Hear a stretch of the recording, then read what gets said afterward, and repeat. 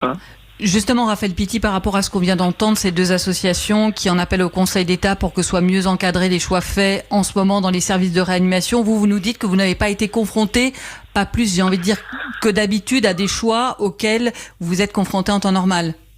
Absolument, et c'est vraiment très très désagréable d'entendre ça, que nous puissions aujourd'hui, parce que toute la politique qui est menée est justement faite pour assurer des places en réanimation.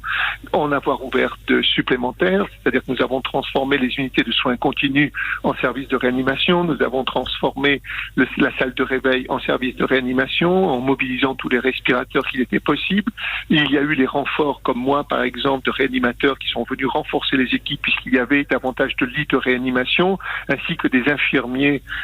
qui étaient même des infirmiers en retraite, mais qui avaient travaillé dans le service de réanimation, qui sont revenus. Et il y a eu des collègues qui sont arrivés même du sud-ouest de la France, qui sont venus renforcer parce que nous avions besoin de compétences, et les compétences étaient là, la solidarité a très bien fonctionné. Et puis il y a eu aussi cette capacité à évacuer des patients de réanimation vers d'autres structures, tout ça justement pour maintenir une capacité de prise en charge. Dès lors, c'est vrai que pour chaque malade, mais c'est tout le temps et c'est toute l'année, c'était le cœur même de notre métier que